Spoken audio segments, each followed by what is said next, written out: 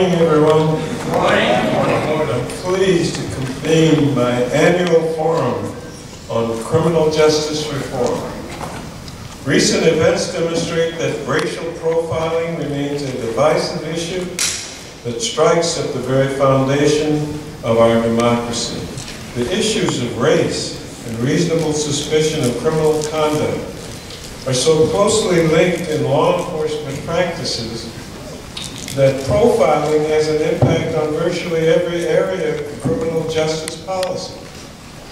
From the prison pipeline to the clemency and overall criminalization, race has a continuing impact on policy development in the criminal justice system. This great panel, and let's give them a round of applause.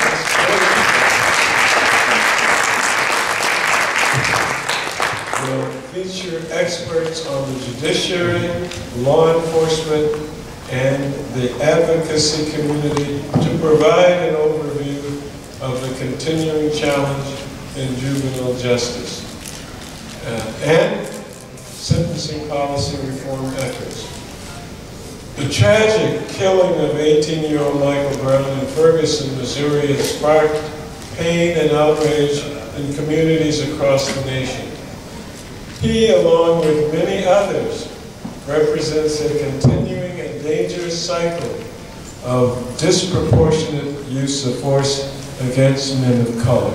This tragedy, and the events that have transpired since the shooting in Ferguson, are reminiscent of the violent altercations that took place during the civil rights movement. Some of you, like me, remember them. For decades, countless African Americans suffered injustice from unwarranted hostility and excessive force at the hands of their local police. These practices served as a means of exercising unwarranted control over the community rather than an ethic to serve and protect.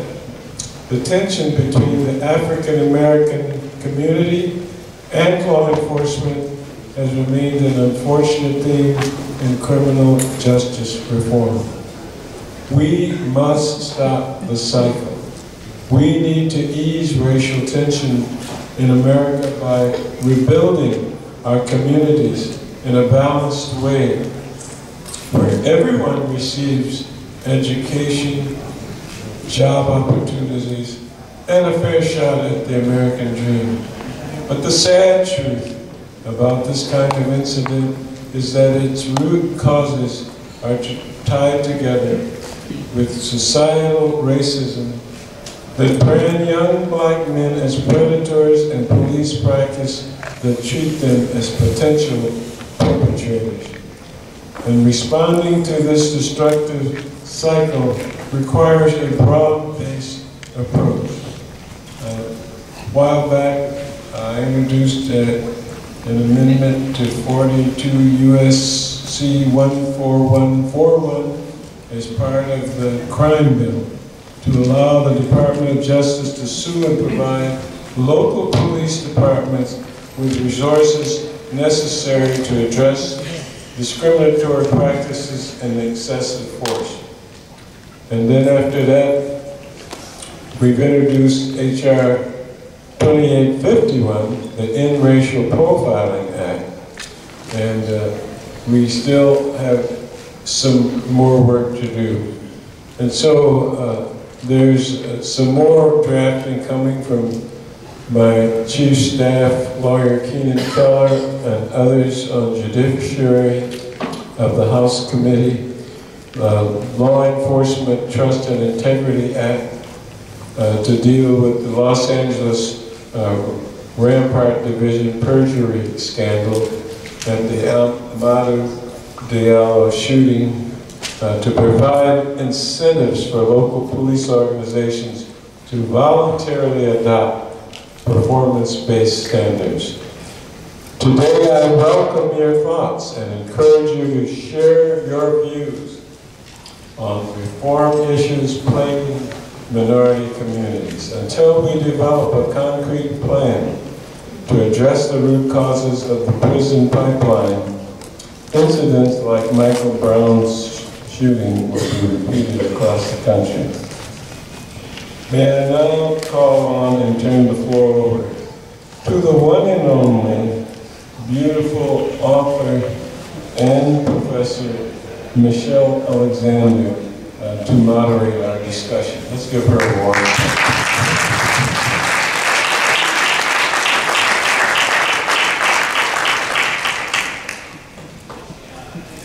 Thank you so much. It's wonderful to be here and to see so many of you here. We have a guest who is very short on time, but who certainly deserves to be heard in this forum, Congressman William Lacy Clay, who is serving the people of Missouri's 1st District, including St. Louis, and he has only a few minutes to join us, so I will turn over the floor to him. Thank you, Dr. Alexander. Let me first thank John Connie for inviting me here today. I'm ranking member of the House Judiciary Committee, and for your remarkable career, including standing tall with my father, Congressman Bill Clay Sr., to form and found the Congressional Black Caucus. And as you helped co-found the caucus more than 4 decades ago, is it possible for us to recognize and give him another round?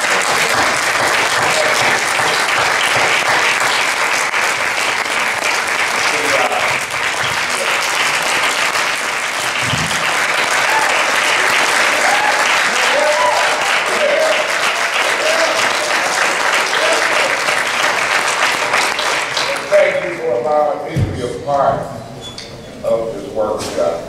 And he also is Chief James Craig of the Joint League. No. Okay. I want to, as you know, I'm the congressman who represents St. Louis City, St. Louis County, and the infamous Ferguson, Missouri.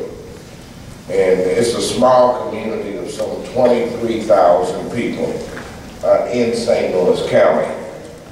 The pain that is enveloped that community since the tragic police shooting of Michael Brown on August the 9th has stirred the conscience of our nation and has forced us to confront some very difficult truths.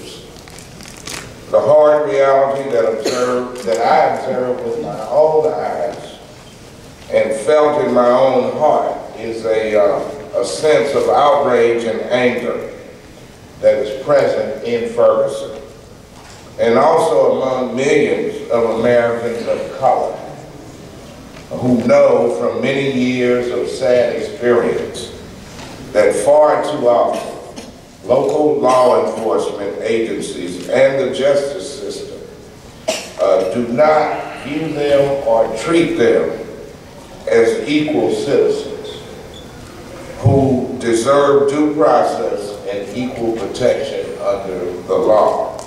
And that is certainly true in Ferguson. According to the latest census data, Ferguson, Missouri is 67% African American. It has a police force of 58 officers, and only 4 of them are black.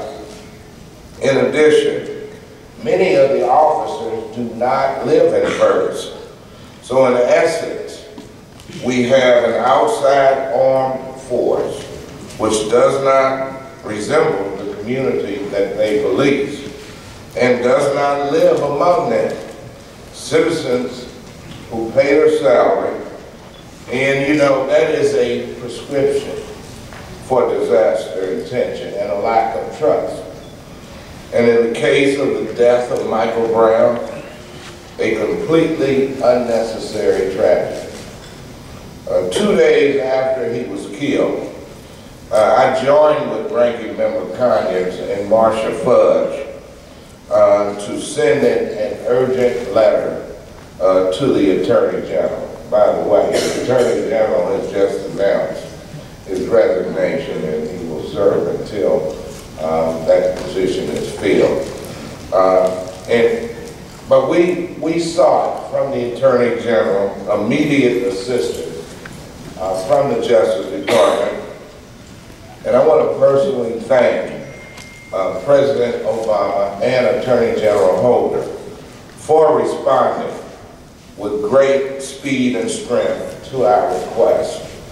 In addition to the local criminal investigation into Michael Brown's shooting, which is currently before the St. Louis grand jury, there are also 2 parallel federal investigations that are being directed by the Civil Rights Division of the Justice Department.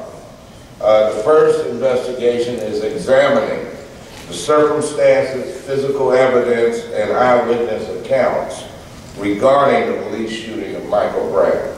The second, which was announced just 2 weeks ago by the Attorney General, will examine the law enforcement practices of the Ferguson, Missouri Police Department, including the already published and clearly abusive racial disparities in who is stopped, who is searched, and what happens to them once and if they go to jail.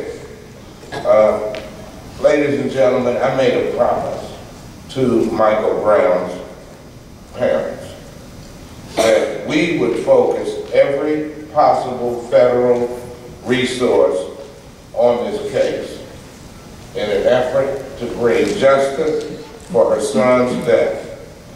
And I have confidence in that process. There are, as we speak, there are close to 50 federal investigators on the ground now in St. Louis County conducting an unprecedented effort to talk to anyone who has had interaction with the Ferguson Police Department, with St. Louis County Police Department, or with those other smaller municipalities to share their experiences with them. But you know, the truth is that there are many hard lessons to be learned from Ferguson. And the fact is, in America today, we have too many Michael Browns. Too many unarmed youth, unarmed young black men who interact with police and eventually wind up dead. The resolution of that problem will only come through a painful process of honest discussion about race and our inability to fully overcome those disparities. And my hope is that we will not only achieve justice for Michael Brown, but we will begin a long overdue national conversation that leads to truth, reconciliation, and a change in the process of how the African American community is policed, and a change in the interaction between police departments who are sworn to protect and serve those communities, and how they interact with the African American community. So I look forward to this discussion today. I certainly thank all of the panelists, and I see my good friend Arnold Nelson is here. Thank all of you for conducting and being a part of this panel today. I look forward to this discussion. Thank you, and God bless you.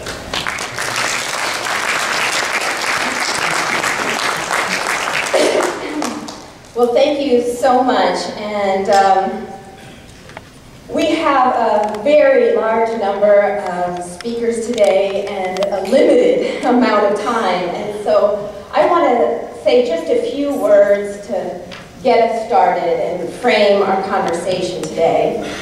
We stand at an important moment in our history, a time when many of us are finally waking up.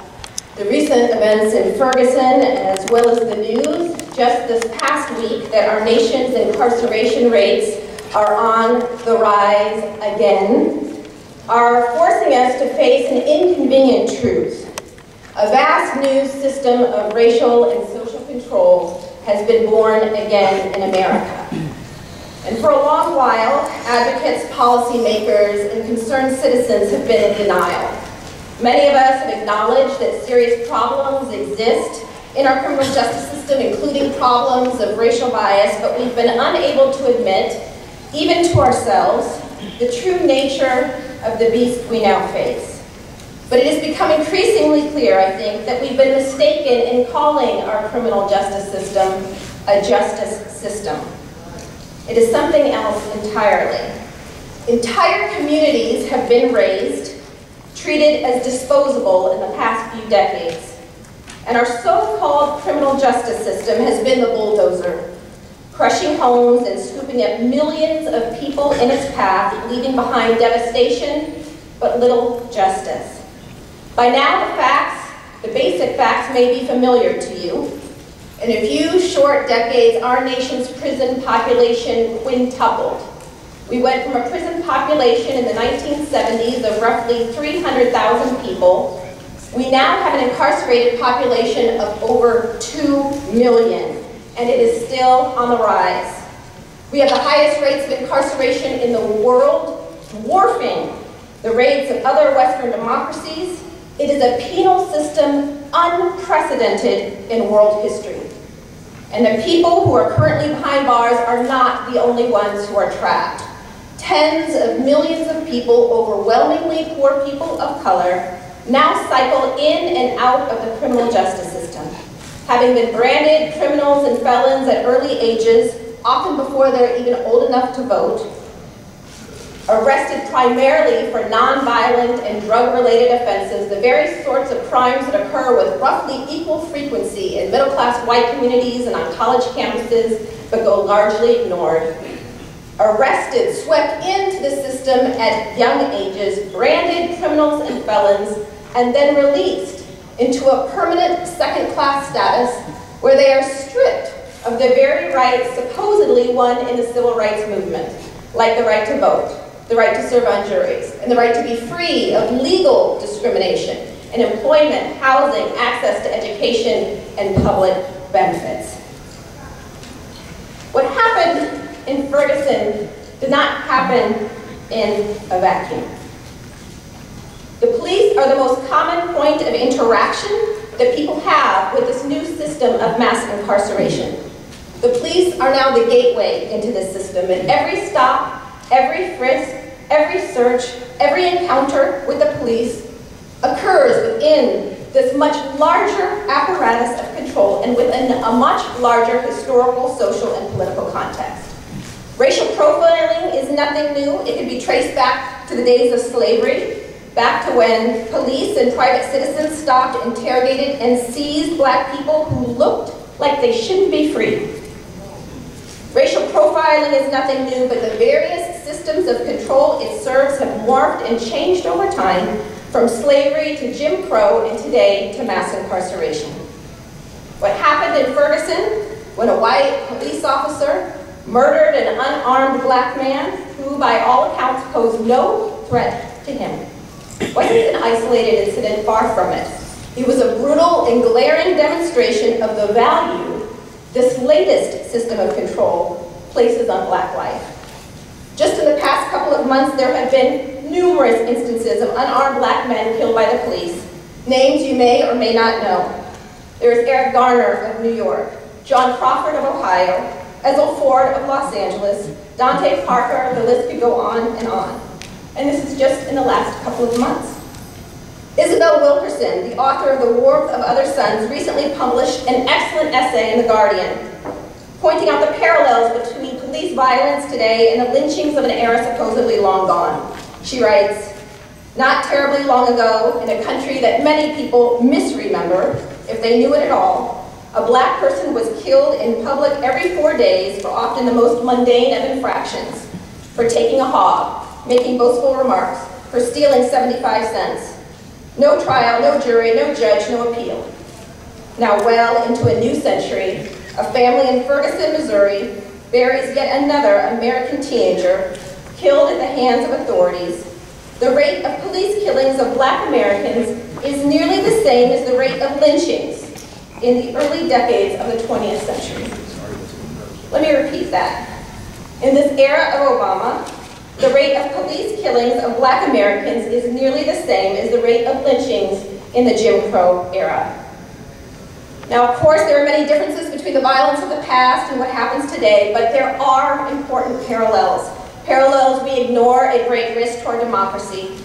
The images and stereotypes built into American culture since the days of slavery have persisted to this day, mutating and changing form over time, supporting new systems of control. As Isabel Wilkerson puts it so plainly, she says, quote, "Last century's beast and savage have become this century's gangbanger and thug," end quote.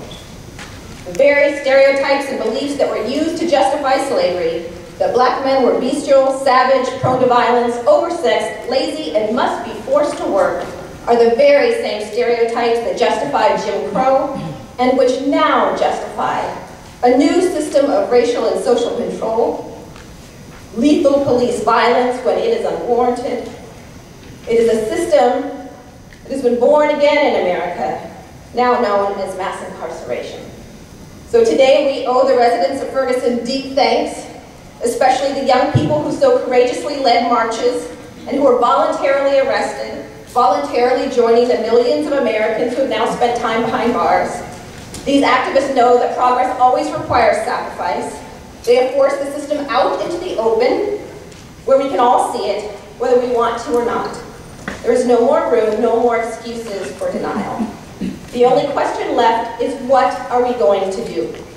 And that is the question I have for this panel. What ought we do now? Now, I don't know if I will agree with the answers that are given here today. I received the complete list of panelists just about 10 minutes ago, and I've not had an opportunity to speak with them about what they intend to share. But I'm going to begin with two people whose names you may not recognize and who come from communities who rarely have a voice. For decades now, we've heard from the experts. We've heard from civil rights leaders. We've heard from academics like me. We've heard from politicians, and we've heard from law enforcement, the police chiefs, the prison guard unions, the DAs, and the attorney generals. Sometimes, but not often, we get to hear from victims of crime. But almost never do we hear from the people who know best the brutality and cruelty of this system, those who have spent time behind bars, who've been labeled criminals and felons, and who've been relegated to a permanent second-class status for life. I think the time is overdue that we hear from those who we have been taught to dismiss or despise, and find out what they might have to teach us, not only about their own humanity, but about ours, who we are and who we ought to be as a people and as a nation. And so I want to begin this conversation with two people I admire greatly, both of whom have spent time behind bars, Daryl Atkinson and Vivian Nixon. Reverend Vivian Nixon is the Executive Director of College and Community Fellowship, an organization committed to removing barriers to higher education for women with criminal histories and their families. She's ordained by the African Methodist Episcopal Church and currently serves as an associate minister at Mount Zion AMEC in New York City. Daryl Atkinson is a staff attorney at the Southern Coalition for Social Justice, where he focuses on drug policy and criminal justice reform issues. In 1996, back when Daryl was a very young man, he pled guilty to a first-time nonviolent drug offense and served 40 months in prison. Since his release, Daryl completed college and law school and has been a zealous, relentless advocate for people with criminal records. He was recently recognized as a White House champion for change, and we're honored to have both of you here today. Daryl, let's begin with you, and I'm going to ask you two questions that I'll pose to each of the panelists, each of whom will have 10 minutes or less to speak. From here on out, my job is really simply that of timekeeper. So please be respectful of others' times, and I'll let you know when you have one more minute to go. Daryl, What does Ferguson represent or mean to you, and what do you believe we ought to do now? Thank you, Michelle, for that wonderful introduction. I want to thank the CDC for allowing me this opportunity to speak to you all.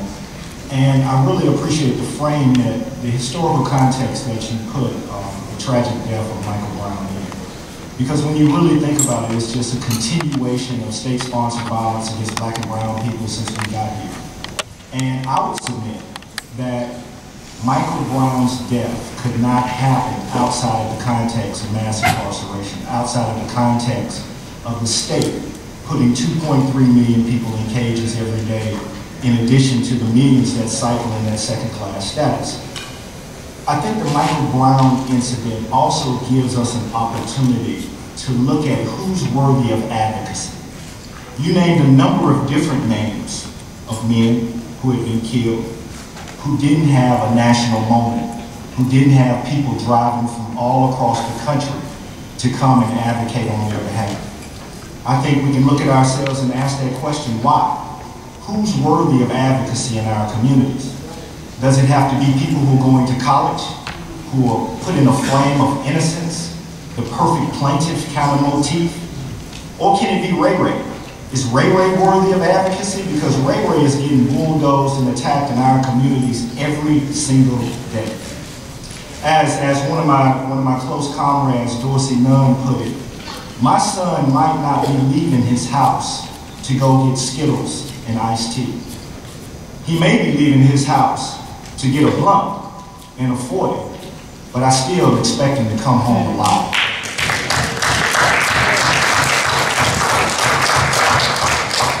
And I think we need to ask ourselves as a community, what has happened to our voice? I would dare say if we looked at another race or ethnic group and 1 million members of their community was languishing in a cage, they would be screaming at the top of their lungs. They would be at the United Nations. We would have investigation and international committees looking at this particular issue. But very often, we're more concerned with having a party, with getting together and socializing while our folks are in misery. I think Michael Brown's incident also allows us to look at the environment that was percolated in Ferguson and the environment that percolates in many of our communities across the country. Because when I think about Michael Brown, I think about 3 men in Durham who've been murdered at the hands of the police over the last 16 months. And I want to call their names to bring them into the space too, because very often we don't hear about these folks. Jose Ocampo, Jesus Wharton, Derek Walker. 3 men of color who were murdered by the Durham Police Department. So I don't have to go to Missouri to search for a Ferguson incident. I got Ferguson in my backyard all the time. And when I look at the commonalities of those 2 incidents, all of these incidents, I see some common trends of things that are present in this environment to make it right where the state feels that it's normative to go and kill our men. One is highly racialized stops and searches incident to stops and the disparities that are associated with that. So in Durham, we waged an anti-racial profiling campaign, and the demographics of Durham, North Carolina are something like this. Is 37% African American, but African Americans represented 83% of the people who were searched. The way that they were getting into their cars was getting verbal consent. 60 to 70% of those searches didn't have probable cause. There was no reasonable suspicion. They got consent to search by getting consent from the vehicle driver.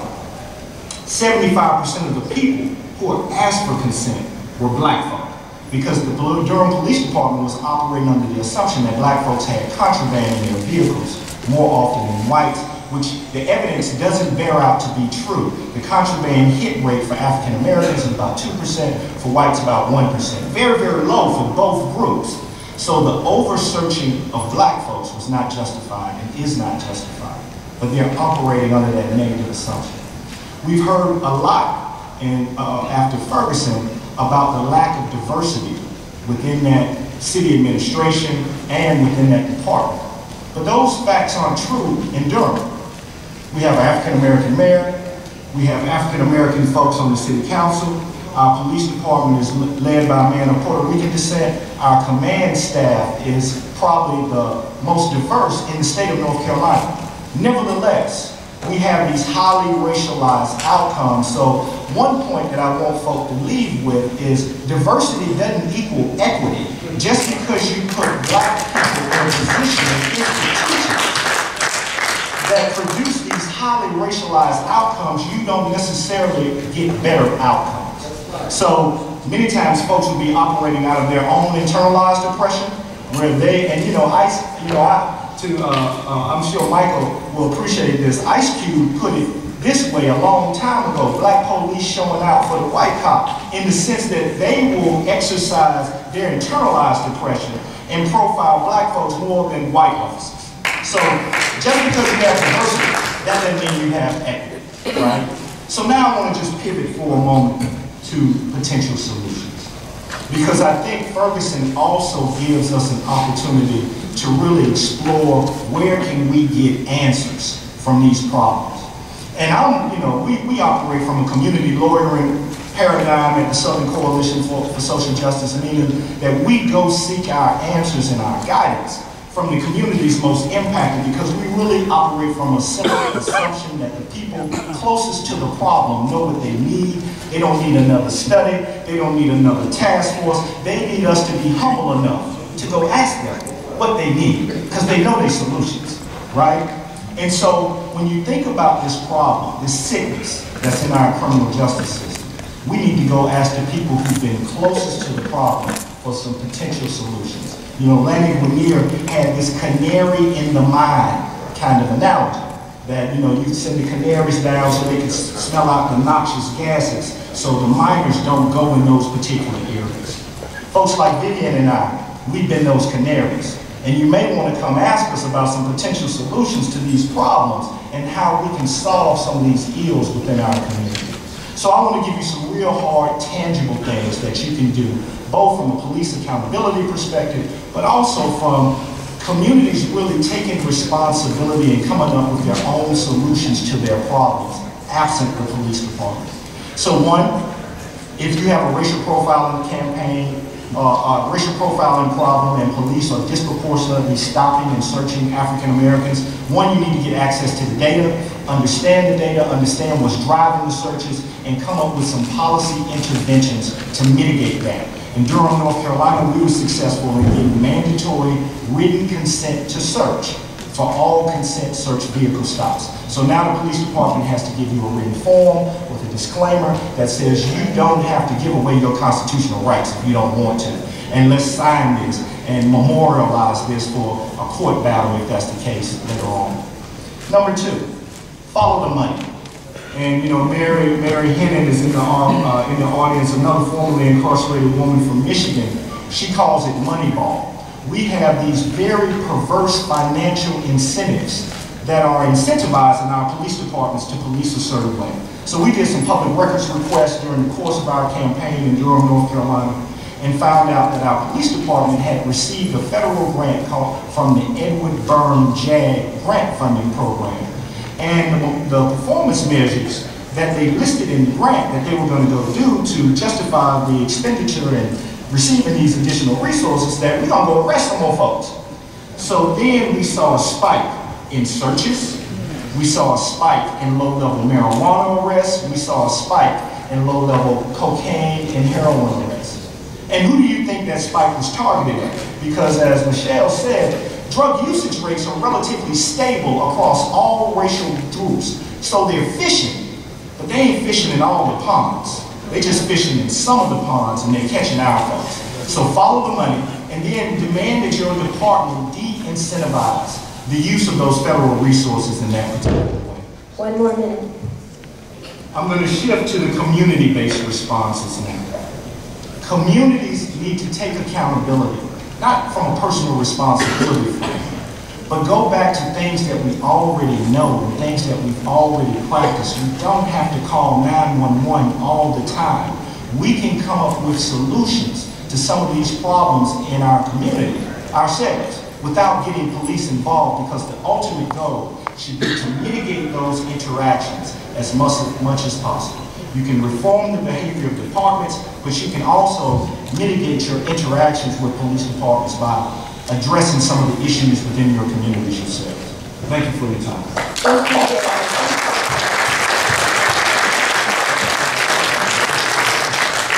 Representative Nixon. Thank you, Darrell, and thank you to the CBC for hosting this. Thank you, Michelle, for moderating. Thank you, Representative Congress, for your years of excellent work on these issues and for supporting reform for those of us who have been trapped in a system that has been unjust. I want to kind of turn the framing a little bit toward home so that we can really look to ourselves to see how we may be participants, whether unwilling or unwittingly, to a system that is damaging our own communities. I imagine that a lot of the conversation today is going to be looking outward at policing practices and things that are very obviously damaging.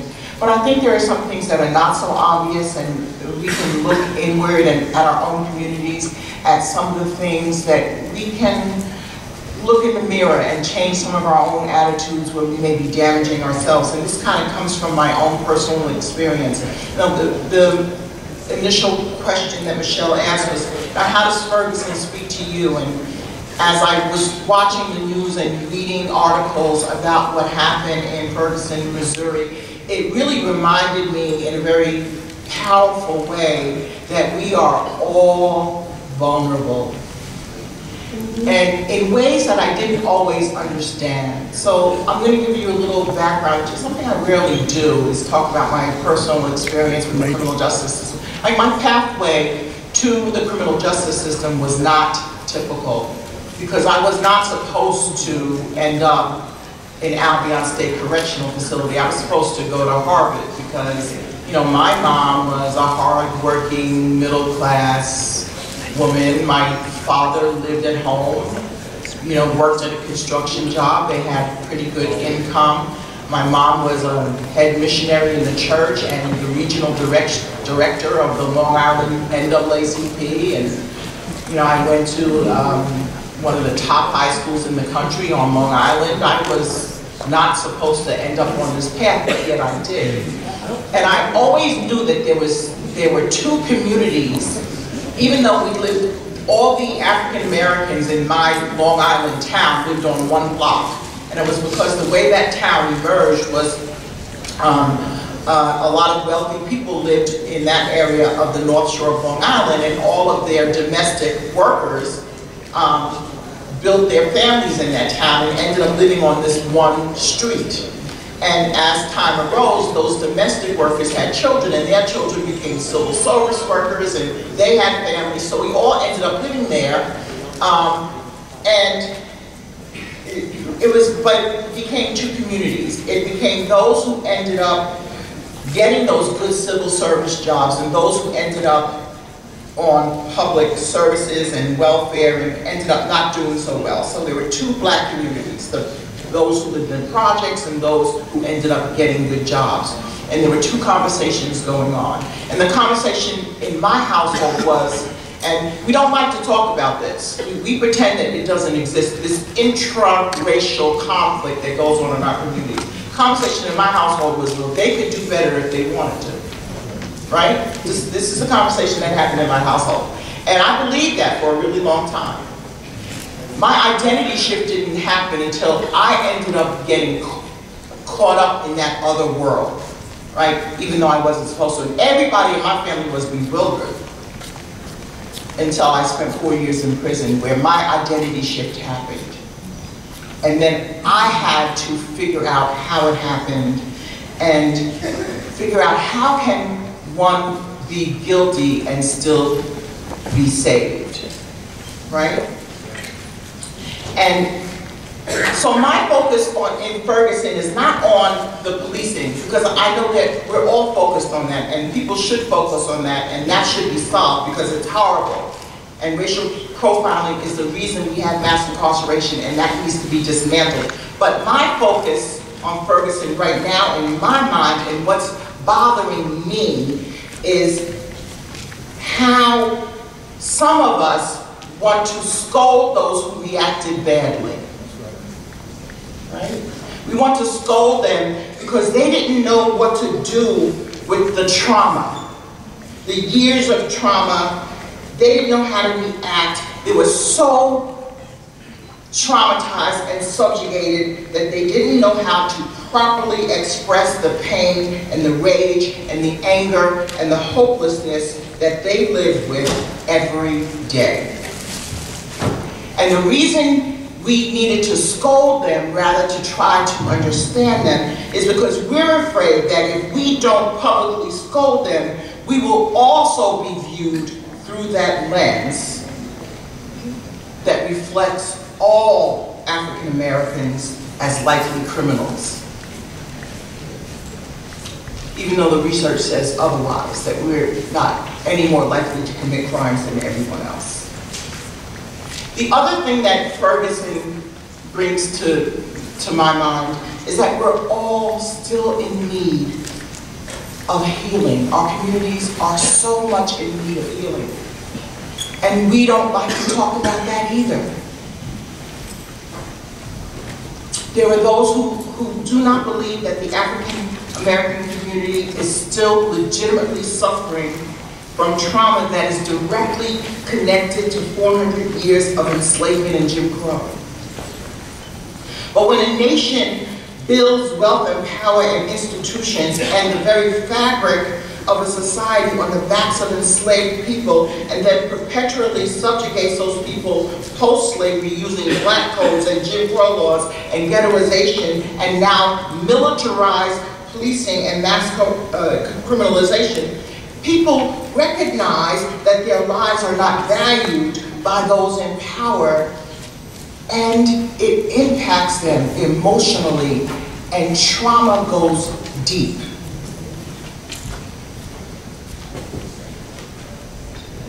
Complexity is not a vice.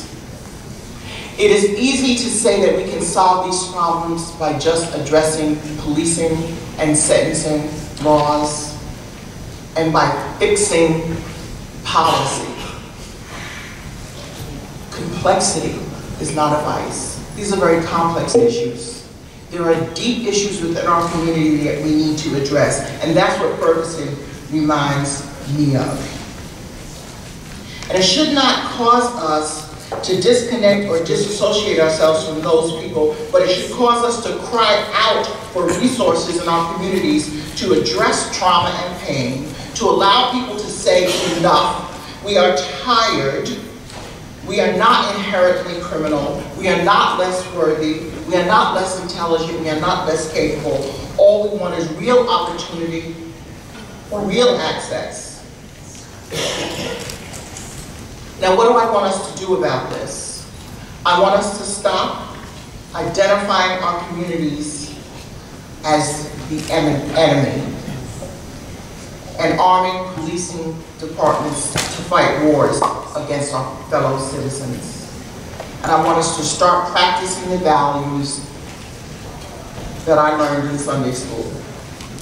And I want Michael Brown, Amadou Diallo, Trayvon Martin, Eleanor Bumpus, Sean Bell, and so many others whose names we may know, and countless others whose names were never printed in any newspaper, and whose stories we never told on the nightly news, to not have lost their lives in vain. I want us to speak up for them, not just because we believe they may have been innocent, but because they were human, and they were not given due process, and because even if they were guilty of a crime, they were not deserving of death at the hands of another human being who is most certainly also flawed. Thank you.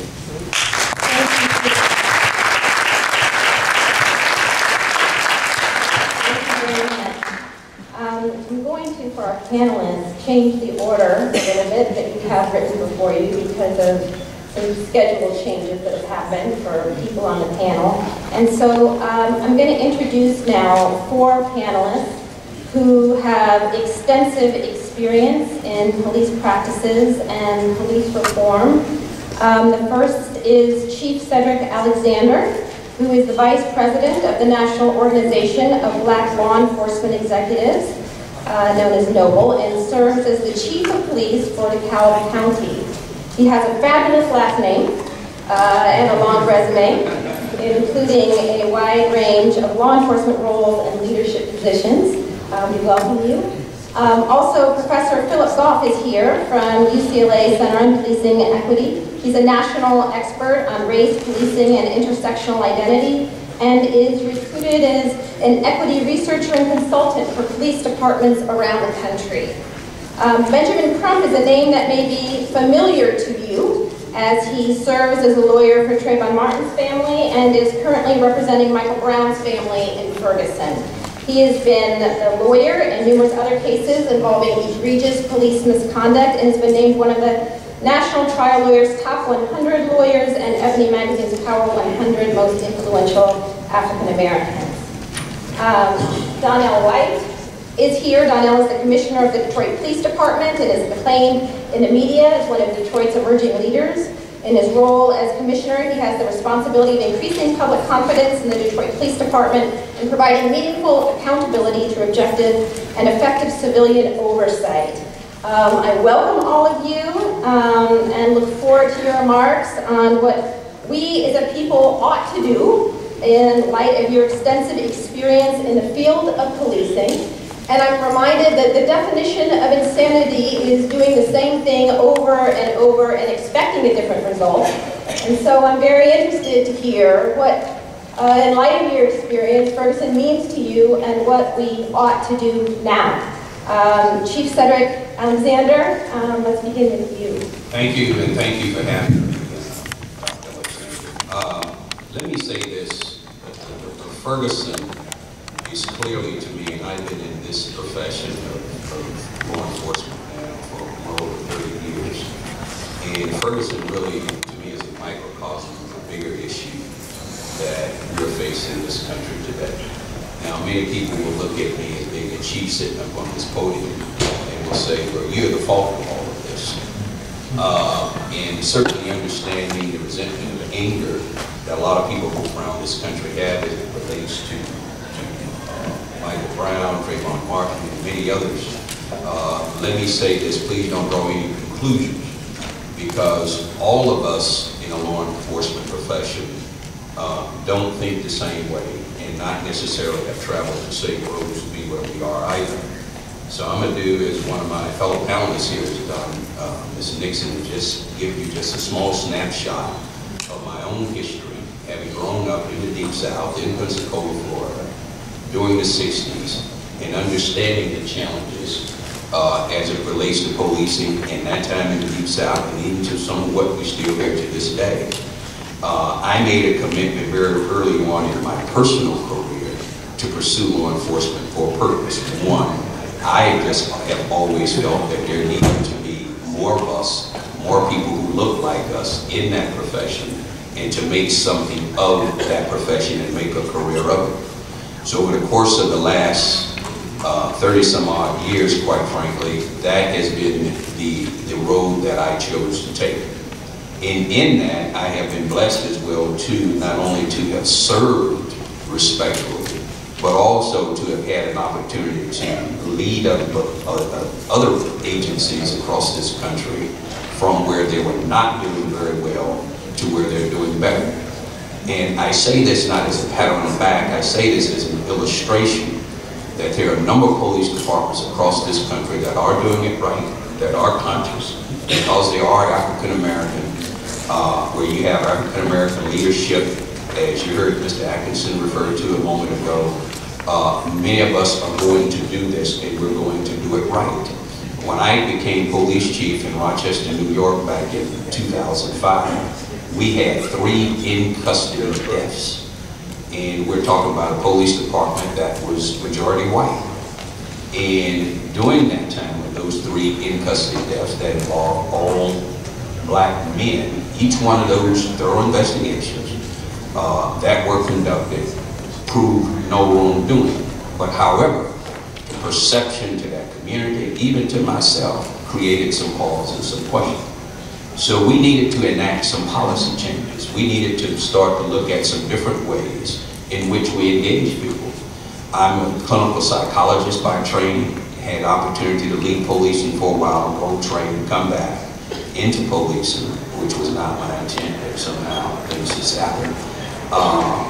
And one thing through that training I was able to employ by the time I got to Rochester was to create a mental health program so that as officers in that community confronted people in our community that appeared to have mental health issues, and there are a number of people in our community that do struggle with mental health issues, they were able to engage that community very, very differently. And the issues around abuse, the issues around in-custody deaths, and issues around injuries to both subjects and police officers went from here to virtually zero, because we took a responsibility in that police department to do something different within the context of those communities. And there are a number of chiefs across this country who have that same idea of how we need to police and lead police departments across this country. My role and leader now as national president of NOLA, the most important thing to me is see that justice is served in Ferguson. I had opportunity to be on the ground several times now in Ferguson. I've had the opportunity to begin to work with the chief there and that police department and that community going forward. We're going to work with them along with the cops office as part of course, as well known Department of Justice. And we're going to go in there and we're going to do some things effectively to make some changes. Because we can talk about all these social ills that affect our community. We can also talk about the horrific things that we know that occur to police departments across this country. But we all have to be part of that change. And that's NOBLE's position, is that we want to affect change and we want to help that community affect some change as well too. And oftentimes you will hear people say, and I've heard this, is that where you have a population that's 67% African American, you have only one black on the city council, you have no blacks on the school board, and you have a white mayor. And people will say, well, black folks need to get up and vote. Now there's a truth to that, but on the flip side of that, we have to look at why that may not be the case of the white vote. Because what I've learned over time is that people can develop a sense of learned helplessness because they have been so marginalized, so minimized, so we don't particularly care about you as a group of people, that they don't believe themselves that they can make a change. And we have to help them help themselves. That doesn't make them people who are not interested in voting. It makes them people who have been depressed as a result of a larger system that has overwhelmed them and made them feel as if they're not important. And we have to help them with that. And that is my role, being in this position, being in policing for well over 30 years, and also being the president of NOBLE. We're going to do everything that we can to help this community and all communities across this country, because one thing we know for sure is that once all the cameras are gone from Ferguson to any other city in this country, that community and that police department is still going to be there together. So we got to help them to work together, function together, and move forward. Thank you very much.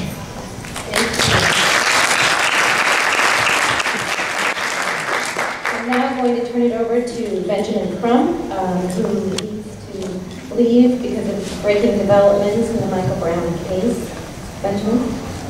Thank you so much, Michelle, and what a privilege it is to be here with you and the great historical book that you created that we all study every day. So we thank you for your work on talking about racial profiling. Let's give her a round of applause.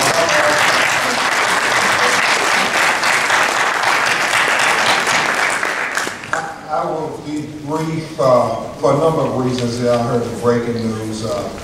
Attorney General Holden has resigned, so I'm going to run over and talk with Wolf Blitz about that. President Brooks and I just left a press conference, and we were told at the end of the press conference, the police chief in Ferguson apologize to the parents, and they want our response to that. Barbara and Michael is real clear what our civil rights leaders said was, we were never fighting for an apology, we're fighting for justice for Michael Brown Jr.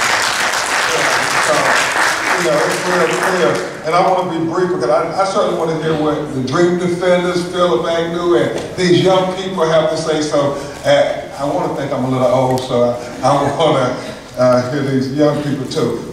Very briefly, Michelle, Congressman Bobby Scott, we came for 3 reasons to Washington, D.C. The first reason is very important. Leslie McSpadden, Michael Brown Sr., they came up here to try, number one, to ask Congress members to convene congressional hearings so we can have some findings that come out in the death of Michael Brown Jr. because the prosecutor has decided to have a grand jury, which is a secret proceeding.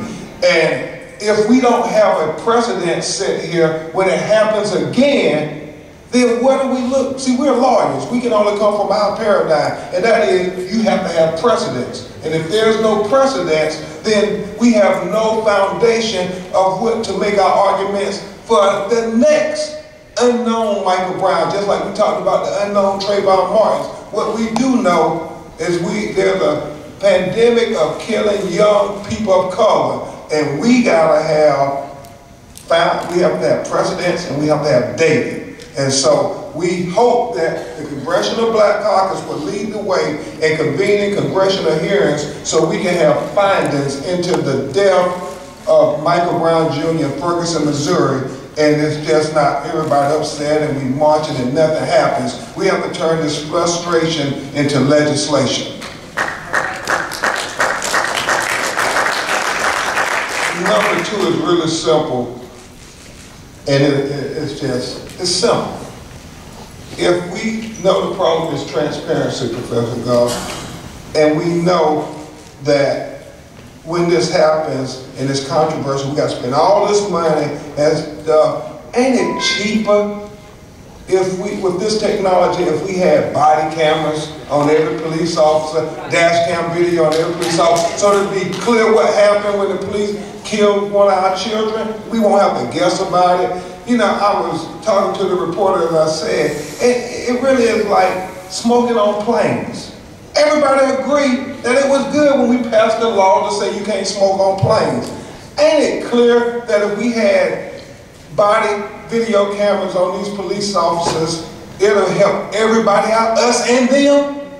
And so we gotta have the Michael Brown law passed, which simply means we gotta have video cameras. And Congressman Scott, I think we're gonna get a lot of help from these manufacturers of these videos to make this law, because I just digress for a second. Trayvon, you know, when we were talking about the stand your ground law, you have a lot of conflict, a lot of special interests on the other side and stuff, and I'm still brokenhearted about that we couldn't get the appropriate legacy for Trayvon in that tragedy. But Michael Brown, I stand very optimistic that everybody will agree that we need these body cam videos. So that was the second thing. The last thing, and it's another simple thing, is Omarosa. It is ending racial profiling act that Congressman Scott, Congressman Conyers, Senator Cardin. I mean, if we know what the problem is, but we stick our head in the ground and never address it, then are we really leaders? We gotta make the leaders be accountable and say, y'all know there's a problem with this profiling. Let's have this act where we can strengthen the Justice Department's ammunition when they go out there, but more importantly, we can have data. Because when we come, and us lawyers come out there, they say, oh, we don't have racial profiling in Ferguson. Where's the data? We don't have racial profiling in California. Where's the data? So we got to get these things, and I'll say in conclusion, we said it was bad that the killer Trayvon Martin profiled him. Michelle. We said it was worse that the criminal justice system profiled Trayvon while he was laying down dead on the ground. Now we fast forward to Michael Brown Jr. They profiling all of us now.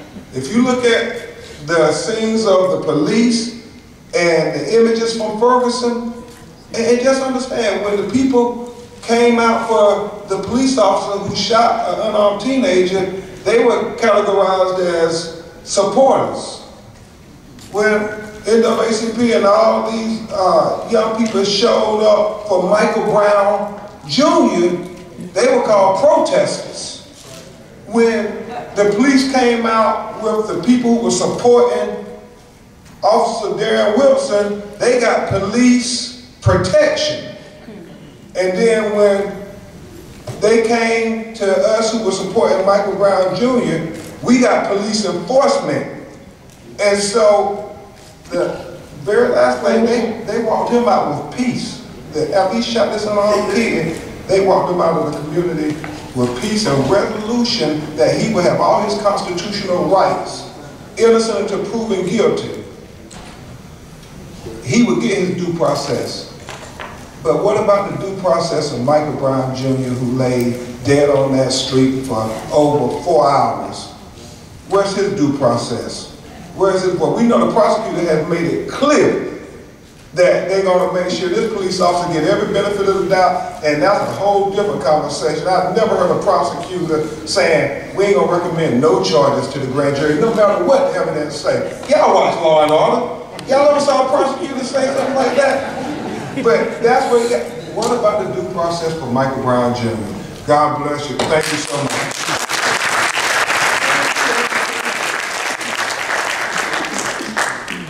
Okay, I'd like to now introduce Professor Philip Goff. Thank you for being here, and I look forward to your remarks. I don't know whose idea it was to have me speak after Benjamin Crump, but I'd like to speak to you after this panel. I'll be as brief as I can. No one has ever complained that a professor has spoken too short. But I want to put on a slightly different hat. So I'm a professor at UCLA and now at the Harvard Kennedy School. I'm the president of the Center for Policing and Equity, but I've been a black man for longer.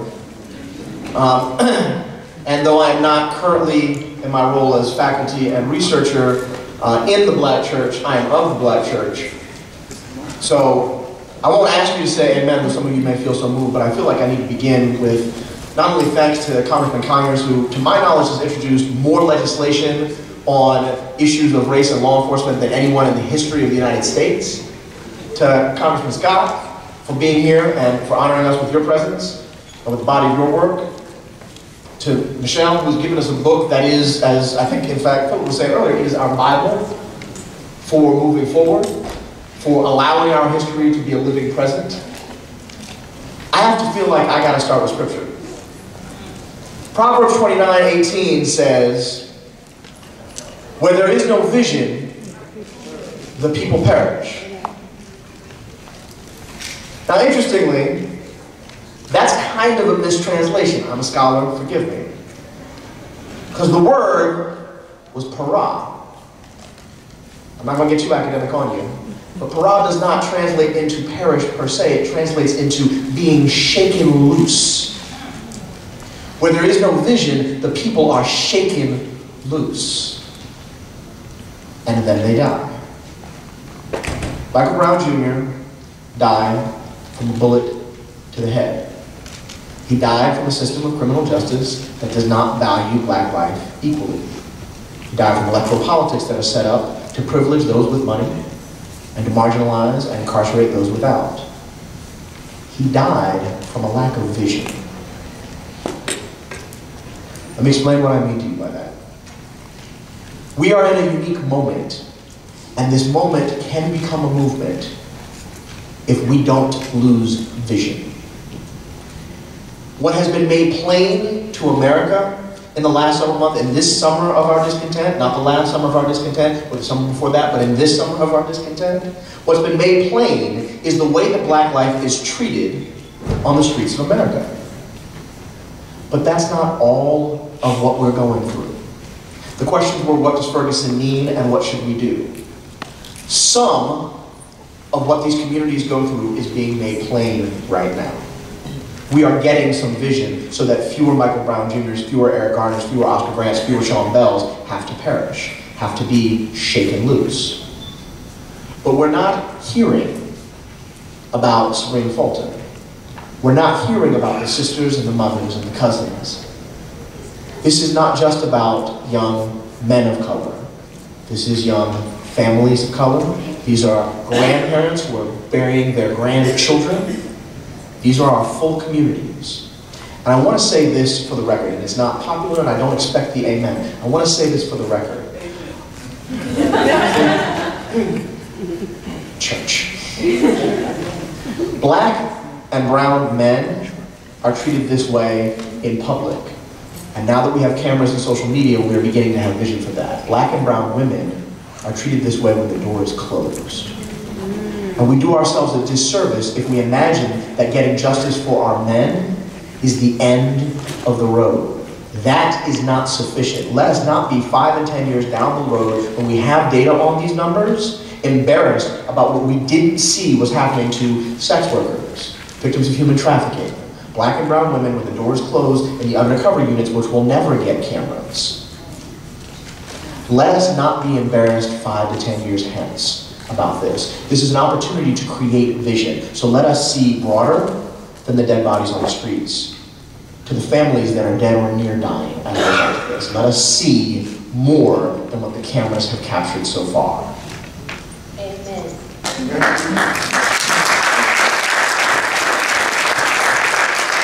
Now I start with scripture, but I have to get out with data, because I am a data nerd. I am not just a nerd for a living, I'm also a nerd in my spare time. And let me say that in the midst of this crying and this tragedy, that weeping may endure for a night, but joy cometh in the morning, and the morning is coming soon. There is good news on the heels of this tragedy. Let me tell you some of our good news. For decades, Congressman, his partners on the House and the Senate side have been calling for data collection, saying, at the very least, can we get a map? Can we get a GPS? Can we know where we are and where we're headed? Chiefs have been listening, even if the members of Congress have not. So this past year, the National Science Foundation funded for the first time ever a national data collection on police stops and use of force. It's voluntary, but police chiefs are falling over themselves trying to get in. 54 departments from across this nation, most of the major cities, that means the 70 largest, have said, we want the data collected, we want it analyzed in the right way, and would you do it, research community? To which the research community said, heck yeah, we're ready. And I don't think it's an accident, in terms of more good news, that last week, the last major announcement that our Attorney General made before the announcement of his retirement was to say, we need a national initiative to promote public trust and justice with regards to law enforcement. That was his legacy announcement. That's not an accident. And the chiefs want this. We have progressive law enforcement from across this country that want to do better, that know it's insanity to be doing the same thing, and that are tired of getting beat up because they've earned a reputation of mistrust. They want to do better. We have the opportunity to create vision here. So in addition to the emotion and the mourning and the crying, let those tears clear our eyes for the path forward. We have the ability to do data collection that will inform, that will allow us to hold accountable. So that when we're saying police accountability, we're not just saying stop shooting. We're saying this is where we are and this is where we can go. So we won't be shaken loose. Thank you. Thank you very much. And finally, I want to introduce Donnell White, who is the Commissioner of the Detroit Police Department. Thank you very much for being here. Thank you, Michelle. Good afternoon, everyone. Good afternoon. Good afternoon. I know, and thank you to Congressman John Conyers. I think he may be the only person that can invite 20 people to a panel and they all show up. And you know when you get that call from John Conyers, you must be there. But seriously, Congressman, I thank you for your leadership. And particularly, and I'm proud to cast my vote for you to return you back to Congress this year to serve as the longest serving congressman in our nation's capital. So thank you, Congressman, for your leadership. And certainly to all these esteemed panelists, there is an African proverb that says, when all has been said, there's no need to extend the meeting. So I won't spend too much of my time trying to highlight the social ills of the situation, particularly of Ferguson or racial profile. And I think we all know what is transpiring in that situation and why we are here. But I will try to spend some time to talk about some solutions that I see through a unique lens that I believe I have. In Congress, I believe it was 2 years ago, I shared the stage with a number of panelists who are still here today, and we were having this conversation about Trayvon Martin and reflecting on some of the recent cases prior to Trayvon.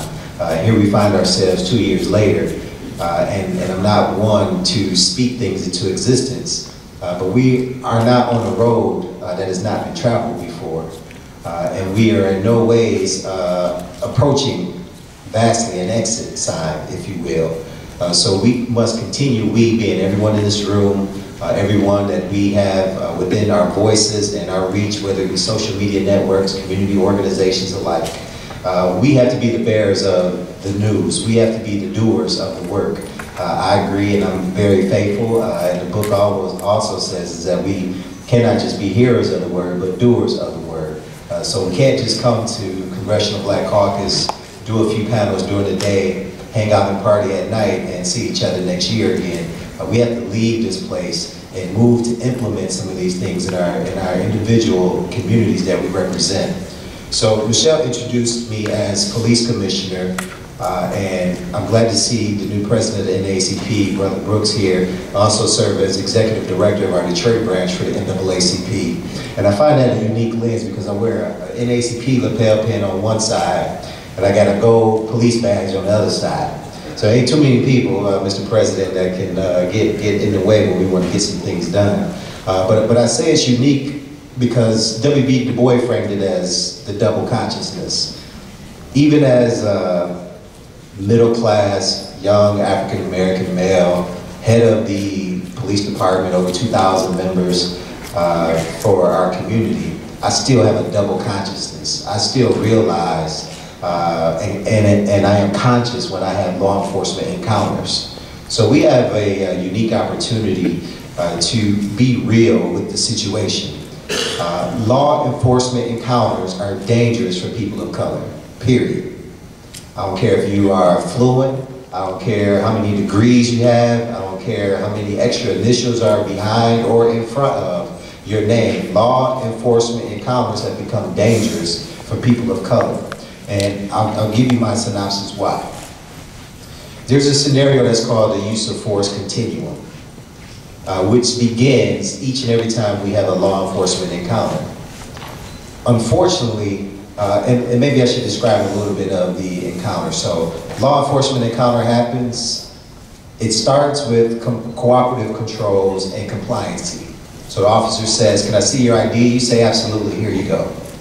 You're being compliant, he generates cooperative controls, may ask further questions.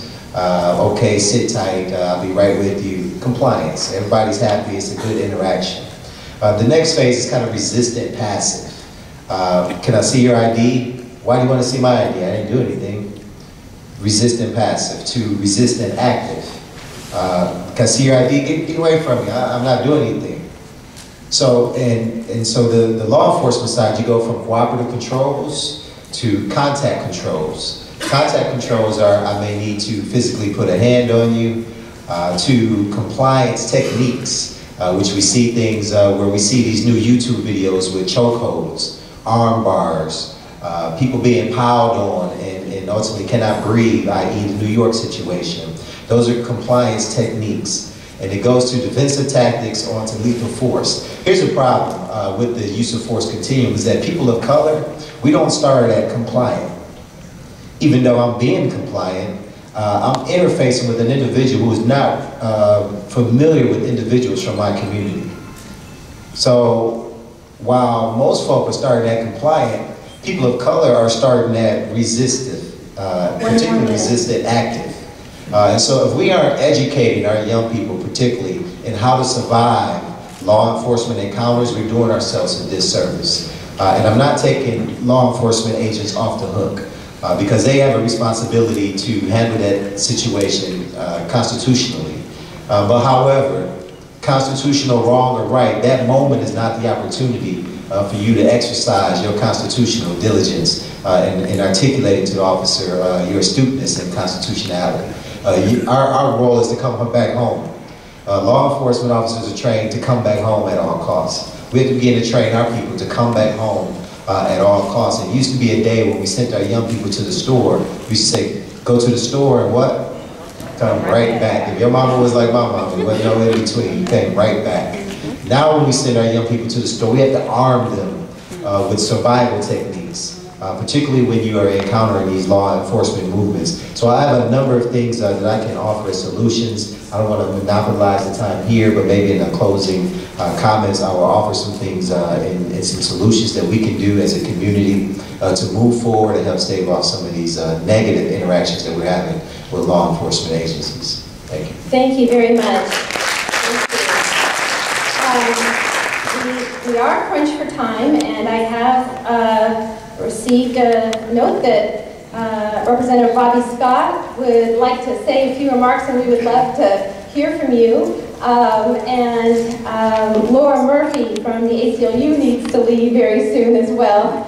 And so we'd love to hear from Laura Murphy after that. And then I'm very eager to hear from some young folks who've actually been doing the organizing and very creative acts of resistance and rebellion in response to Ferguson and the system of mass incarceration that has emerged. So, Representative Bobby Scott, thank you.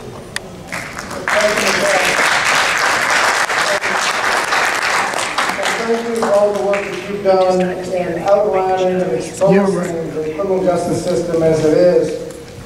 We lock up a high portion of our population in any country on earth by far, so many that the Pew Research Center has calculated that our incarceration rate is so high that it's actually adding to crime rather than reducing crime, because you're messing up so many families, wasting so much money, and have so many people with felony records have trouble getting jobs, so we're actually adding to crime rather than fighting crime, and it's even worse in the minority communities.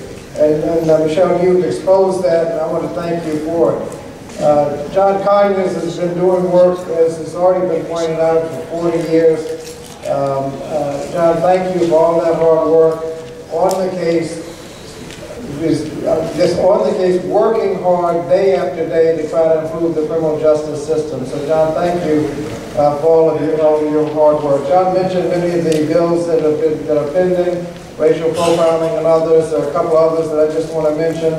The Deaths in Custody Act, which we actually passed, and it was enacted about 10 years ago, but it expired, required police departments to just make a brief report about any death in custody. If somebody dies in a jail, if somebody dies in prison, if somebody dies in the process of arrest, just report it.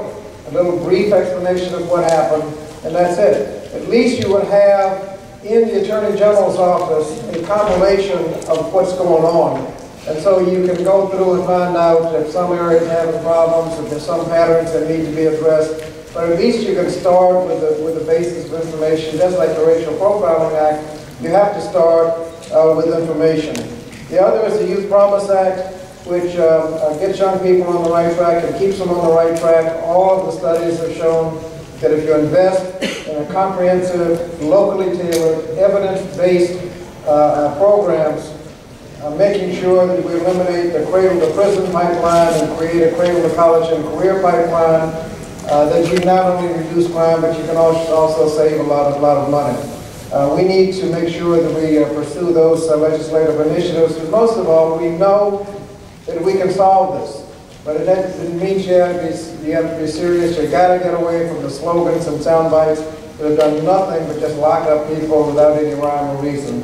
So, Michelle, thank you so much for your work, and I want to thank Representative John Conyers, the senior member next year of the United States House of Representatives, for all of his hard work over the years. Thank you very much.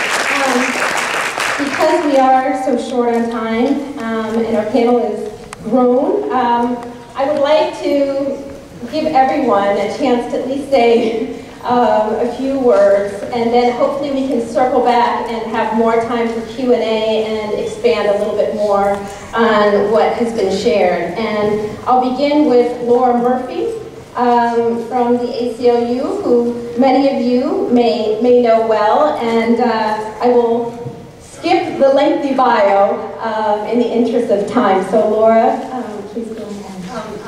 Thank you, Michelle. I'd like to say Michelle is an ACLU alumnus, so she ran the Racial Justice Project of the ACLU of Northern California. So I would like to thank Congressman John Conyers, Congressman Bobby Scott, and I see we've been joined by Congresswoman Eddie Bernice Johnson from the great state of Texas for producing this panel, and Congresswoman Sheila Jackson Lee.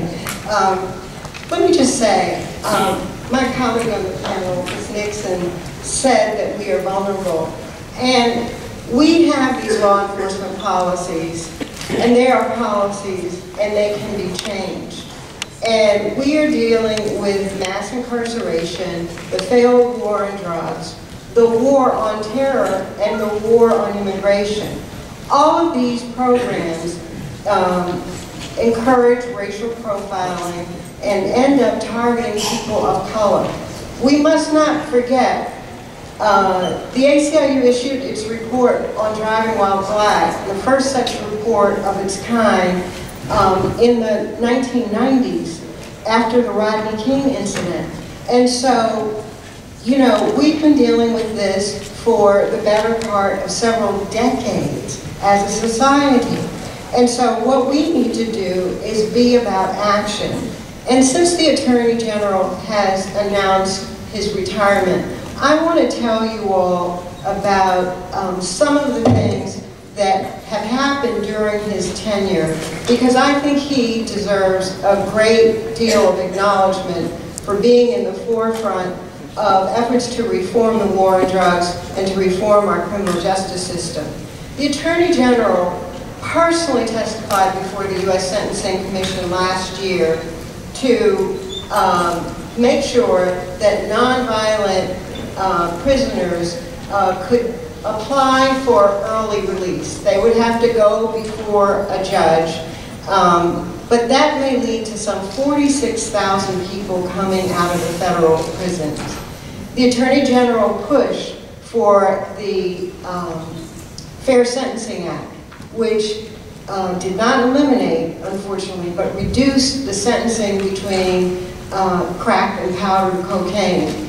The Attorney General has instituted a clemency program where people who are incarcerated will get lawyers to apply for pardons and leave from their imprisonment. So, and the people who were pardoned by this president, 8 of them were people who were in prison for crack cocaine convictions. So we, as a people, can make policy. We are not powerless. We need to bring these issues to the elections in November. We need to tell people what is at stake. Now, this is the first election where in 50 years, where we haven't had the full protections of the Voting Rights Act. But we cannot let that deter us. I want to tell you a story. There's something called the Guidance on the Use of Race in Federal Law Enforcement. It was enacted, it was riddled with loopholes, but it was enacted 2 years after 9/11. But the loopholes swallowed the rule. It said racial profiling was unconstitutional. And where are the Democratic leaders saying racial profiling is unconstitutional? We have got to give leaders of both parties our vision for a reformed criminal justice system. Even if you end mass incarceration, you will not stop racial profiling at the border, on airplanes, One more minute. or any place else.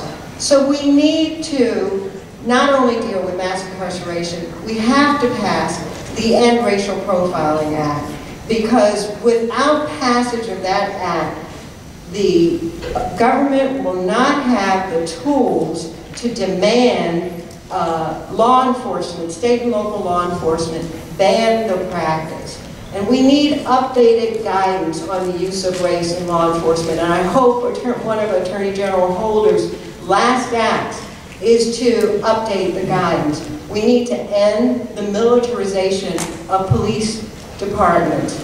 We were very involved, the ACLU, in Ferguson. And we brought 5 lawsuits in Ferguson. And we know that Fergusons are just waiting to happen all around the country. So I'm imploring people in this audience to take back our power. If we could at least get Bush to say racial profiling is unconstitutional, we damn well can go to the House of Representatives and to the Senate and say, pass the End Racial Profiling Act and make that a litmus test for your support, Democrats and Republicans. Thank you. And I wish I could say more, but the ACLU has been in this fight for 40 years, and we've been at the side of Reverend Conyers and Bobby Scott, Sheila Jackson Lee, and others, and we are going to stay in this fight, whether it's fighting Daryl Gates in the chokehold way back when, around the Rodney King incident, whether it's stop and frisk in New York, whether it's the lawsuits in Ferguson. The ACLU is going to stay on the case, and we are going to deliver the results, but the people must take back their power. Thank you. Thank you very much. Tragedy of what we face is that mothers of others rarely have to give that story. So let me just take this moment to thank my chairman, the Dean of the United States Congress, moving into the next Congress, and give him another applause, John Conyers. And join with Bobby Scott on 3 bills that I'd just like to offer to you. And again, it has to do with the kinds of Congress and committee that we have to do good, not to do things that are untoward and are not in keeping with the constitutional structure of this country. Simple things.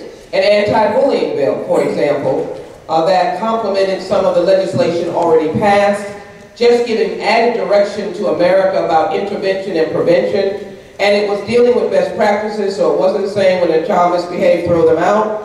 And believe it or not, the opposition came primarily because someone said from the Family Research Council that was a gay agenda. And our children are facing these kinds of encounters every day in their schools. Early on, when Senator Kennedy was alive, we worked together on good time early relief. That has now turned into more or less the reduction in sentencing and prioritization. That is a complement to the high numbers of individuals in the United States penal system, is finding a way to get them out. We've gotten some out through the technology of DNA, but there are people languishing in the federal prisons who have done nothing but stand on a street corner and have 2 or 3 people in conspiracy with cocaine or at crack. And so we are working to get legislation that really complements the sentencing reduction, which is legislation that I worked on with the Judiciary Committee, Mr. Conyers, and the President signed, where we reduced the crack-cocaine ratio, and it helped get some out. But if there's anything that you can do working in your states and working with the federal system, it's talking about getting individuals out who have been, in essence, some victims of racial profiling, getting them out, and getting rehabilitation. My last point is that Ferguson cannot go unheard, as the issue of stand your ground cannot go unheard in the legislative process. And so I like to get people in their pocketbook. My legislation says that if you have a police force that is lopsided in its racial demographics from the community, and you're seeking federal grants, you're going to get a reduction until you integrate that police department, and everybody has an opportunity to feel like they are regulated by the, and this is federal dollars, and all police departments love federal dollars, and we want to give it to you. I'm a big supporter of cops on the beat, and we've only diminished that because of the Congress that we have. But if we can work hand in hand and say that in your pocketbook, we're going to look and diminish what's in your pocketbook on the issues of racial profiling and the issues of dealing with the regulating and monitoring and policing of individuals in your community. And I said that I was going to my seat, like in the church, I'm going to my seat. Let me thank the panelists as well for what they do and mention that I come from a state where the first African-American woman who went in space was tackled down in the streets of Houston. The first African-American woman, regal, tall, stately. So in physique, she was a tall woman, tackled down in the streets of Houston some years ago. I come from a city where, as I said, as a mother of an African-American son that doesn't wear a band and says, oh, I'm a congresswoman's son, is stopped in his own neighborhood. Rightly so, he should be stopped the way the rest of my brothers are stopped. But what I'm saying is, as an indication that don't tell me it's good, bad, you're in an educational structure, you've got A's and B's. We've got to deal with this misinformation about our children and about the way to police. So thank you, Mr. Conyers, for giving us the opportunity. And I will give you greetings on behalf of the Robbie Tolan family. They thought they could make it here. That is a young baseball player who was shot by police, racial profiling, in his upper income neighborhood, in his driveway, when his mother came out and said, this is my son, and she was pushed back. The young man moved to help his mother, meaning don't push my mother, and he was shot. He lived. He will be here tomorrow to tell his story. He lived. Maybe we can have some that live and are never shot. Thank you.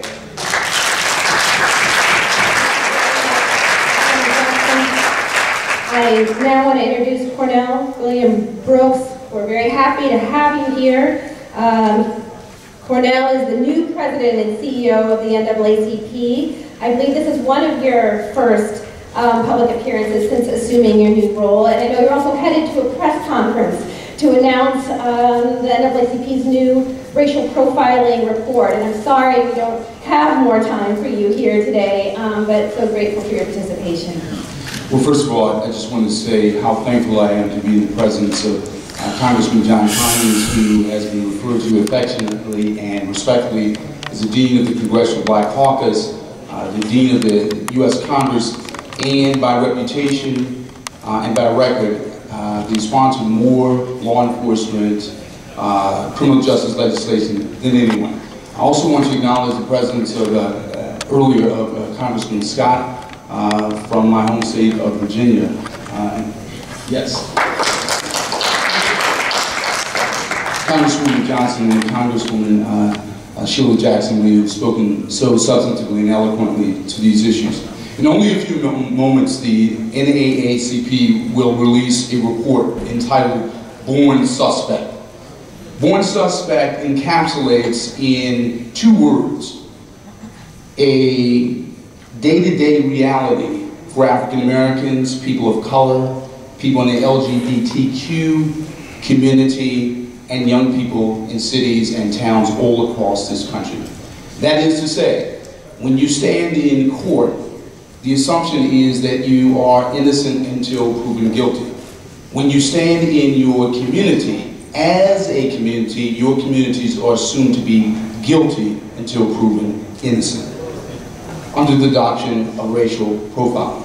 We see in Ferguson that which is emblematic of the fact that we are in the midst of seemingly a pandemic of police misconduct. That is to say, when you note the sheer number of people who died under questionable circumstances at the hands of police officers, the overwhelming majority who honor their oaths to protect and serve, who wear their badges with honor and fulfill the obligations that those badges symbolize, but a minority of whom dishonor those badges, dishonor our Constitution, dishonor the communities they serve. Having arrived in Ferguson right after Michael Brown's death, what I encountered there were 2 NAACP chapters who were on the ground working.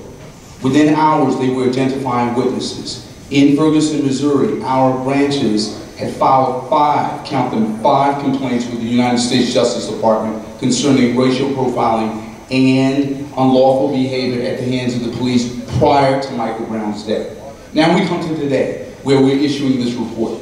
This report is a comprehensive, discursive analysis, 50-state analysis of our racial profiling laws. Not only does it analyze 50 analysis of state statutes from coast to coast, it makes concrete, specific recommendations that empower our people to do something at the federal level and at the state level. Those recommendations speak to the need for renewed guidance. It speaks to the need, and let's be clear about this, the need to pass and end racial profiling law. Why? Because we have to be able to document the scope and sweep of this pandemic of police misconduct. We have to have the data. We have to be able to put our citizens in a position so that they can call those minority police officers into account when they trample upon the Constitution and trample upon black and brown and gay and lesbian bodies all across this country. We have to do that. We also have to respond to these wonderful action alerts that my bureau chief, Hillary O. Shelton, sends out. And these action alerts are really what I call a call to conscience alerts. They simply say there are things that we can do.